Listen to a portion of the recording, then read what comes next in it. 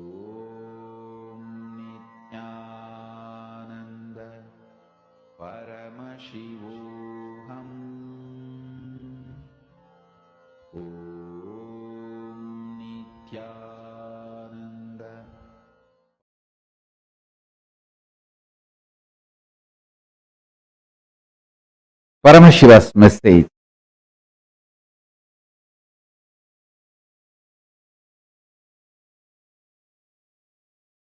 Directly from Kailasa.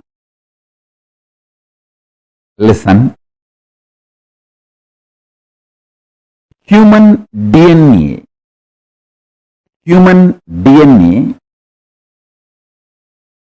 has ripe, grown. Now it is capable of creating a wormhole to receive the different reality and existence of the higher superconscious dimensions of the universe, like a portal. Receive the knowledge, powers and superconsciousness itself from the higher dimension and radiate it, manifest it. Work happened through this body is developing a powerful spiritual tool, mechanism, software, whatever word you want to use. I will use the word organism. That's the best word. A spiritual organism is developed. So the initiation can happen to all of you who are ready to receive. So now I am ready with the organism, spiritual organism, spiritual software, spiritual mechanism through which your DNA can open and create a wormhole, receive the knowledge, powers and superconsciousness of higher reality, Kailasa, what I call Kailasa, Paramashiva. You can now receive it and manifest it, radiate it in your life. Now I am ready with this whole mechanism, the whole organism. This is the work. It was happening through this body. Understand? Now, this is the greatest gift for the humanity. It is ready. In a very simple, easy, user-friendly way. Now, this is going to be shared with you all by the grace of Ganapati, Paramashiva, Parashakti, and all the beings of Kailasa. Mahā KAILΑSA is manifesting here. The whole organism has happened in such a way, just by initiation, the human DNA can open up, create a wormhole and receive the state of Paramashiva, space of Paramashiva, powers of Paramashiva, being of Paramashiva, superconsciousness of Paramashiva, and manifest Kailasa in every one of you, in every one of us. Listen, your DNA will become literally now portal for the other plane, higher dimension.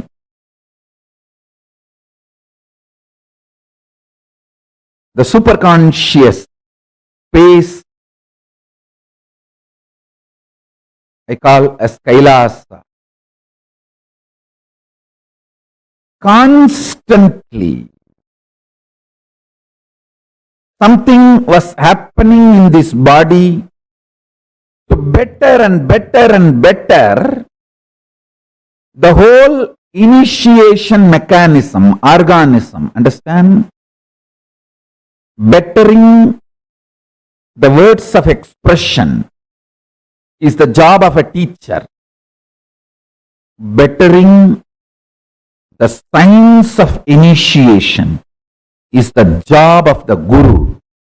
Bettering the organism of opening your DNA and making you manifest everything of Kailasa is the job of Paramashiva, and he is doing his job absolutely beautifully, rightly, in bestest possible way.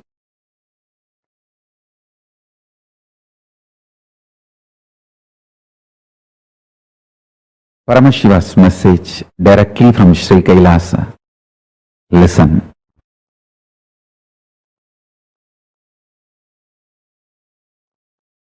The fundamental cognitions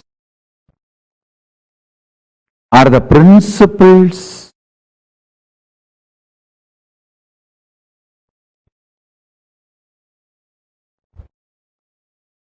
the foundation principles you cognize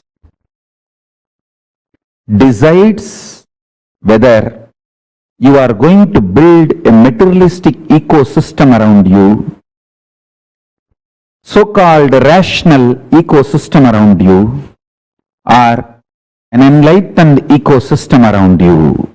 Please understand.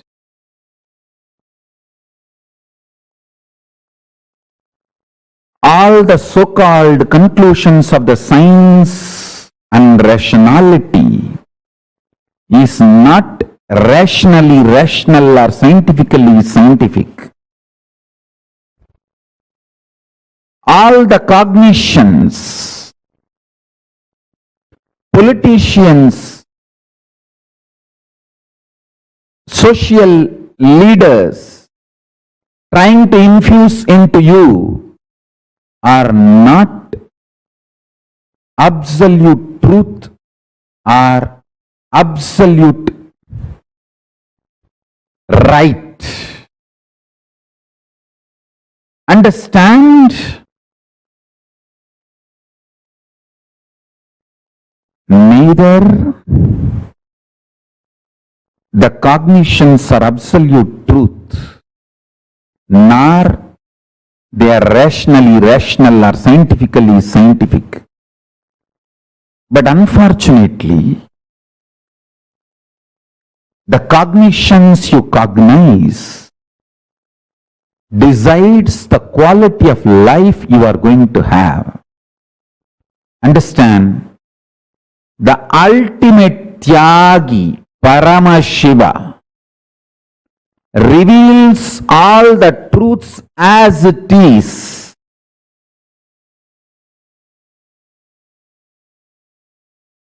See, I am trying to create the ecosystem where thousands of you will start understanding these truths I am teaching and practicing. For example, Los Angeles, San Jose, Toronto, Vancouver, Seattle, Ohio. I want hundreds of families to settle down around the temple. Houston. Not as commune, but as community. Not gated community. No exclusivity. Just like regular US citizens, as part of them. I don't want to say that only our people should be there all around the temple. No, no, no, no, no. Like lot of devotees have moved their houses around LA temple. Within the 10-mile radius of LA temple, too many of our devotees have moved. Like that, in the temple area, in that city, in 10-20 miles radius, at least few hundred devotees, few thousand Ananda Samajis settling down. Temple becomes ecosystem where day in and day out power manifestation science is taught. I want full-time volunteers to settle down. I am deciding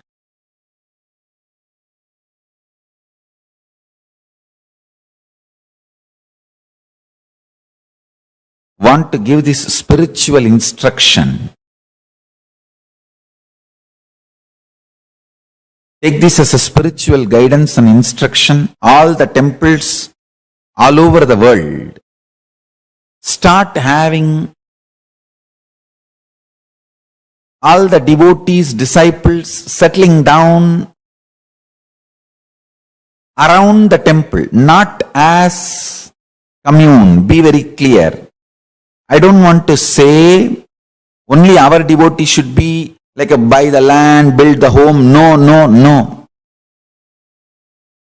Temple will be there. In that city, all of you settle down. Take this one thing as a fundamental. Every day come to temple, attend the satsang. Coming to temple once and attending the satsang should be the lifestyle. Settle down in that distance. Understand? Attending satsang from your home is different. Coming to the local temple and attending the satsang is 1,000 times greater.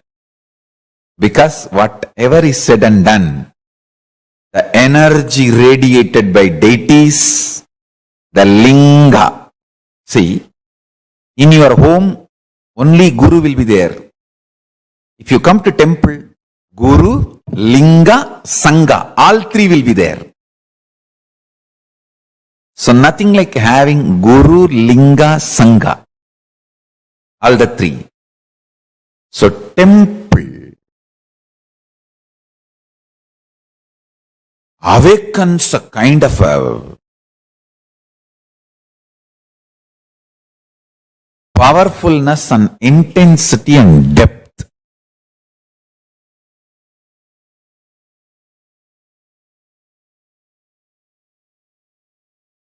These 5 should be available in all temples. 1. All the major deities of Hindu sampradayas, starting with Ganapati,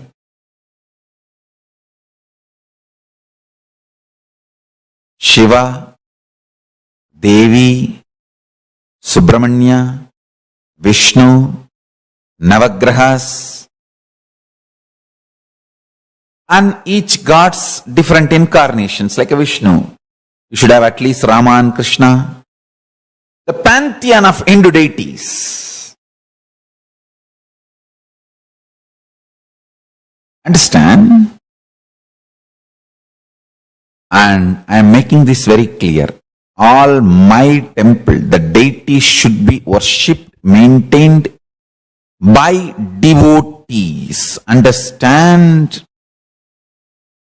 You touching the deity, maintaining, cooking food, offering nevedyam, doing abhishekam, something happens to you inside. Paramashiva starts manifesting inside you. I am not saying our ancient tradition of having the priests and running the temple is wrong. No. I am absolutely for it.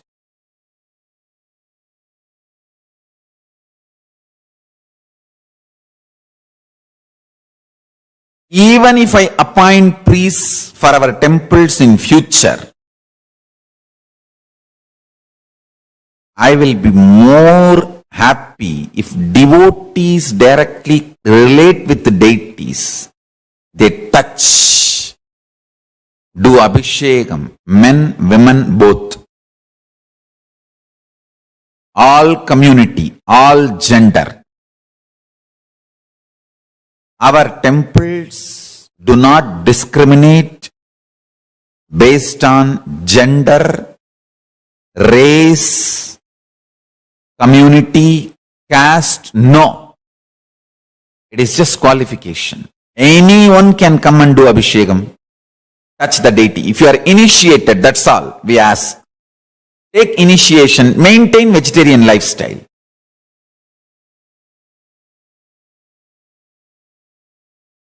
Even if we get priests in the future, maybe I will let the priest do the abhishekam one column, one time puja, and open the another one column puja for devotees and disciples. That is my vision, I tell you. When you touch the deities and do puja, abhishekam, alankaram, maintain, Paramashiva grows inside you. He manifests more and more inside you. The Guru Linga Sangha starts happening inside you.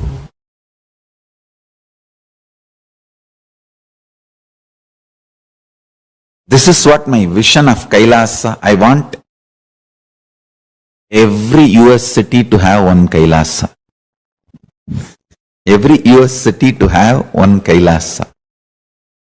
Especially if there are more than 10,000 Hindus. I should use the word Hindus because unfortunately we are looking at only Indians as Hindus. We forget the Hindus from South Africa, Hindus from Mauritius, Hindus from Fiji, Hindus from other parts of the world. Hindus from Nepal, Hindus from Pakistan, Hindus from Bangladesh, Hindus from Sri Lanka. We don't even remember them. Hindus from Malaysia. So our temple should be Hindus-centric, not Indian-centric, Hindu-centric.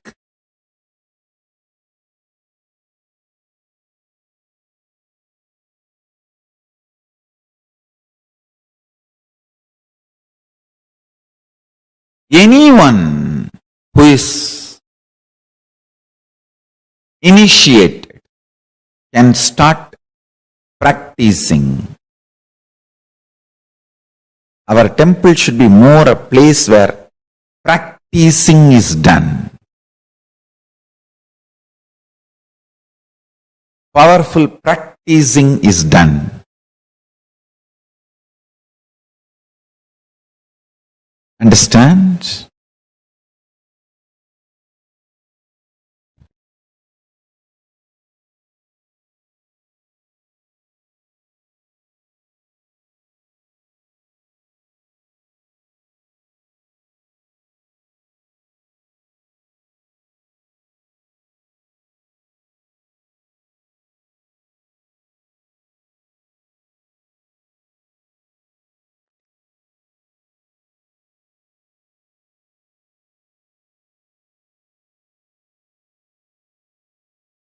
Large number of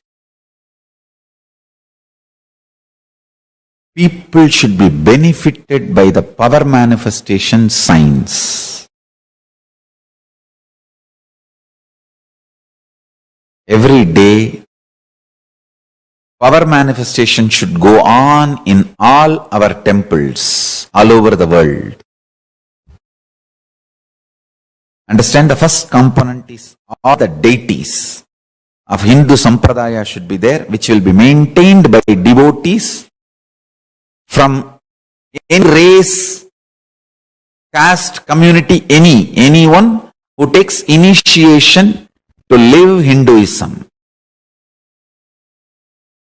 can touch and worship the deities, maintain the deities, involve in the deities.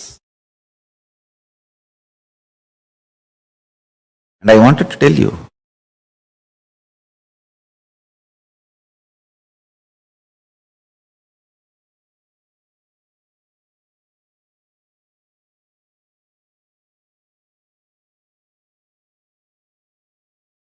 especially the deities we make are given birth properly as per Agama. So they become Archavatara. We are masters in this field.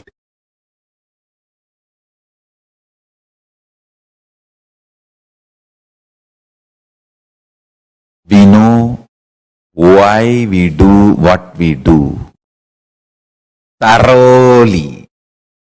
That is the uniqueness of Kailasa. Nithyananda's Hindu temples, Paramashiva temples, Paramashivalayas, large size Hindu deities of all sampradaya. That's the first thing in all our Kailasas. Second thing, understand? Every day, power manifestation science should be taught by committed celibate sannyasis. Anybody who wants to commit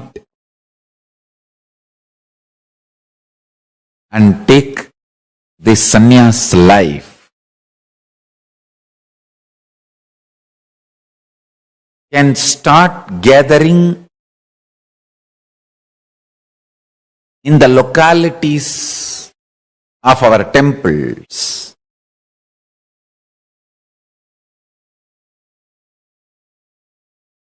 And start staying, start practicing. We will call them as apat sannyasis or even krama brahmacharis. It is like an under training. They take it up, they commit, they can be there as long as they want to continue in that path. Understand? I am announcing some of the new most important spiritual policies.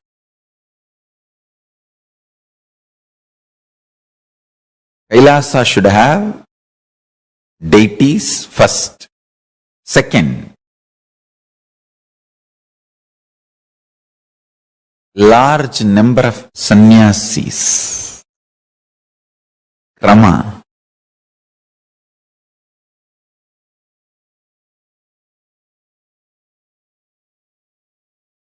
Krama brahmacharis who want to take up this lifestyle and maintain the temple, maintain the Kailasa ecosystem, who start manifesting powers, teaching, guiding people into manifesting powers, making people understand the importance of enlightenment and introducing Hinduism.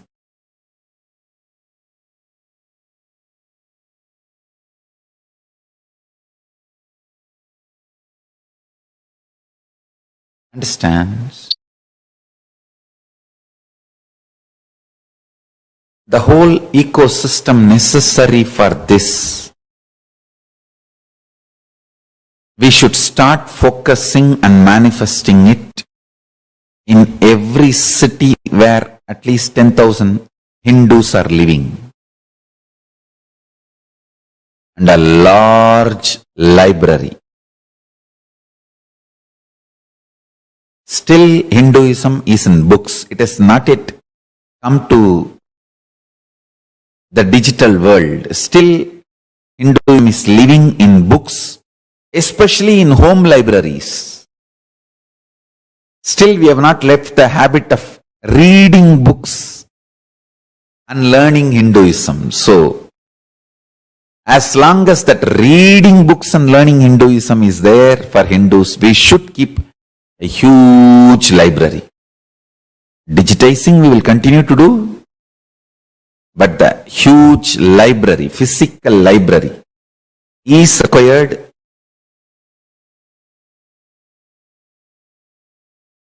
Library with the ambience maintained by the Bansan and Noble.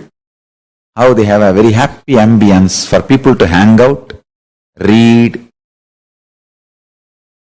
You can sip a cup of coffee and hang out with your friends. That kind of an ambience, library. And if possible, a large Goshala and Annalaya. Actually, all of them are interconnected. Temple, Adinam, where the sannyasis start living and teaching, growing together. And Goshala and Annalaya, where the organically cows are maintained, food is grown and shared freely. Never in our temples food can be sold. No. It should be absolute free. Large level of Goshala and Annalaya.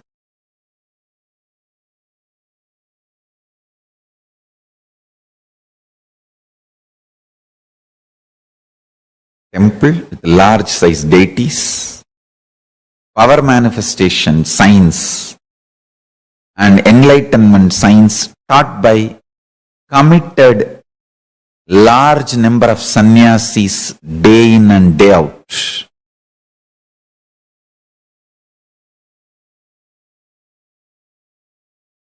A large size Goshala and Annalaya.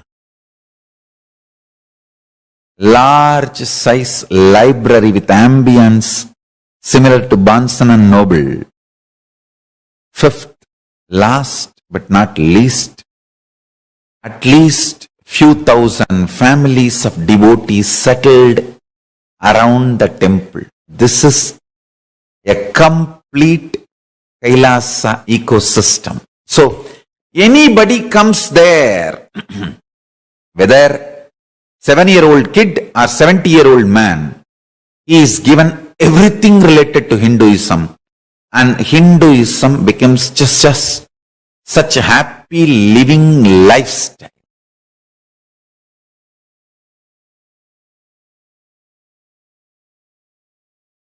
It's literally like I am reproducing whatever I was visualizing and manifesting in multiple places of our Sangha.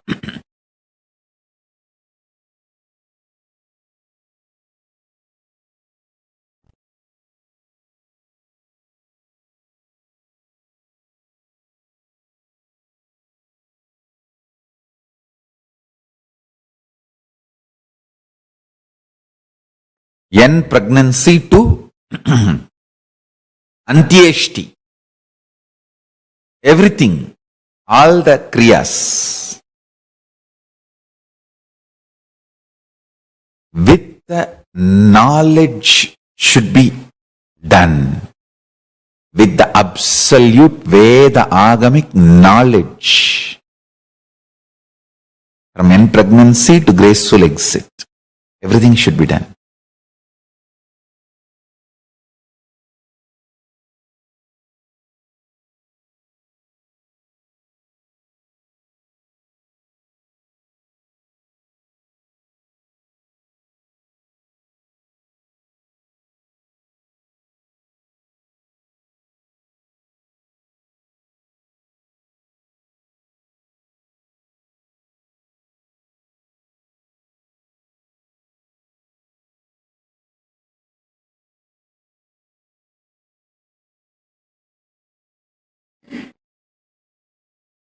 These ecosystems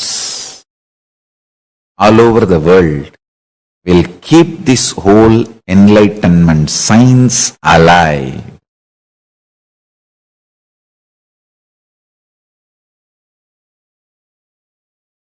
Sri Kailasa alive.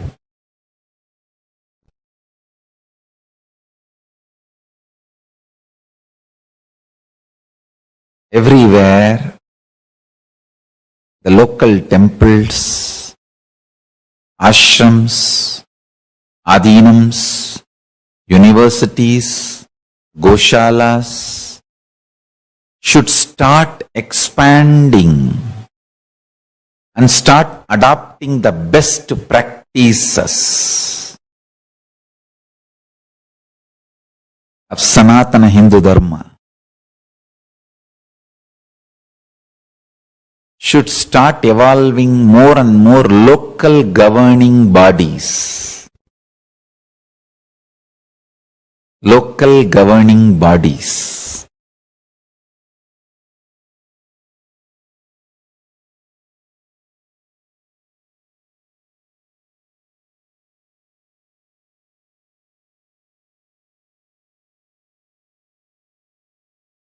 Understand, end of the day, life is all about making the world a better place.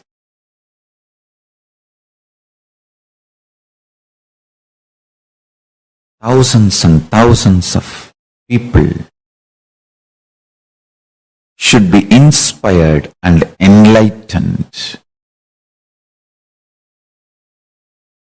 Constantly, thousands being inspired and enlightened.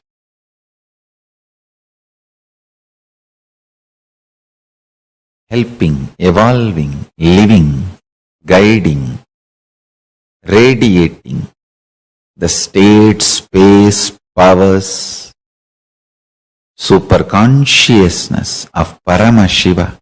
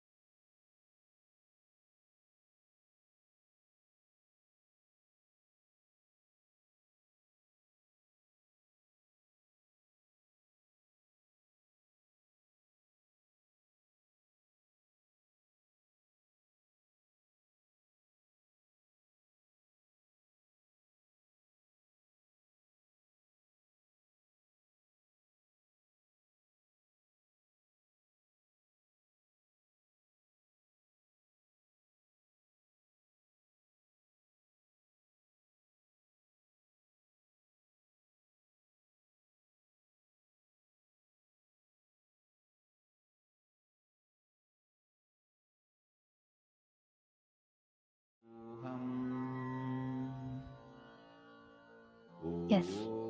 Did each of you understand with what Swamiji revealed just now? Can I request all of you to share? What did you all understand?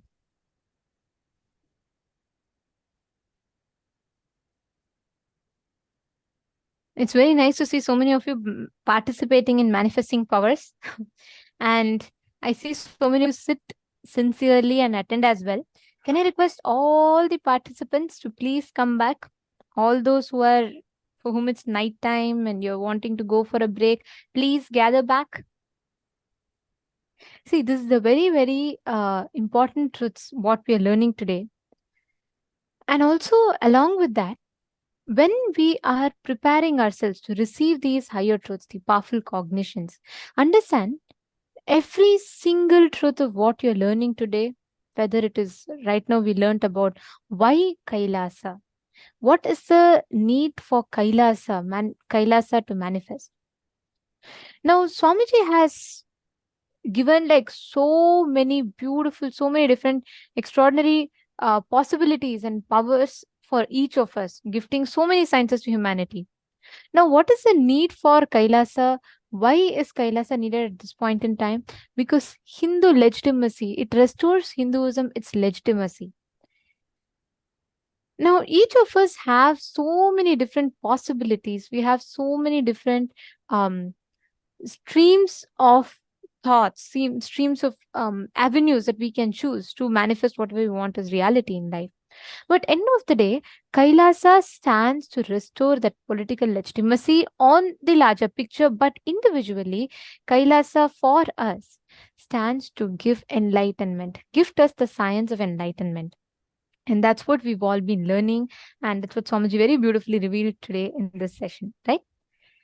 Now, one important aspect is for all of us of Kailasa is to experience the state, space, powers, being, superconsciousness, and Kailasa of Paramashiva. So, with this understanding and with this experience, anyone here who ever wants to be a part of Kailasa, if you've still not signed up to become a part, you should take a few minutes, sign up and be a part, because Swamiji is literally creating that enlightenment ecosystem for us to experience the benefits of Kailasa. And actually, one very, very exciting thing is we have a beautiful set of projects that you all can be a part of, whether if you're able to invest your talent, like if you're someone good at video editing, or if you think you're good at photo editing, or you think you're good at any of these particular talents, or you think you can invest just your time and you're willing to get trained, we have a variety of options that you all can choose. Right after the next session, we're going to be having that. So I request everyone to gather and don't miss that session, because it gives you so many opportunities, so many different projects of Kailasas, and how you can be a part of any of them. So do not miss. Just after the next session at around 5:30 p.m. Do not miss. Please be there. And it's going to be a very, very important session. So don't miss that. Now, right with receiving this important initiation and this powerful cognitions, let us directly enter into the manifestation. Swamiji here revealed to all of us about Kailasa is all about manifesting the Paramashiva inside of you. Now, every one of you that are sitting here, the moment you connect to Paramashiva, you channel the Paramashiva, inner Paramashiva inside you, you just manifest and radiate that as experience. That is what we are going to be experiencing in this round of the power. Okay. What you're going to be doing is the same as last time. You all can go back to the same partners. Instead of scanning a word, you're going to be scanning an incident from that person. It's super cool. You can actually do it. It is very, very easy. You will be able to get flashes, like it'll actually appear in your third eye. What exact incident? Like if I say on 4th of August 2014, what happened in my life? You will be able to scan and identify what exactly happened on that day. What was the exact incident? Okay, so shall we all enter? Shall we all manifest this power? Okay, come on, please connect to your partners. Madonna, you can connect back with Ma Prithvi and Ma Marwa, Ma Marianne, and I see a lot of you, Ma Sherigav. Come on, every one of you, please connect to your respective partners. You all can start with manifesting by scanning an incident from the person's life. What exactly happened on a particular date? So your partner can actually give you any particular date that they want of their choice. And you can scan that particular date. What exactly happened in their life? What was that incident like? Did they have some celebration, or did they go somewhere, or what was so memorable about that day? You're going to be scanning and identifying that, including the color of dress that they're wearing. Everything you'll be able to see clearly. So go on, let's get started. I request all of you to connect and please start manifesting. Chant the Mahavakya. Nithyananda Paramashivoham Om Nithyananda Paramashivoham Om Nithyananda Paramashivoham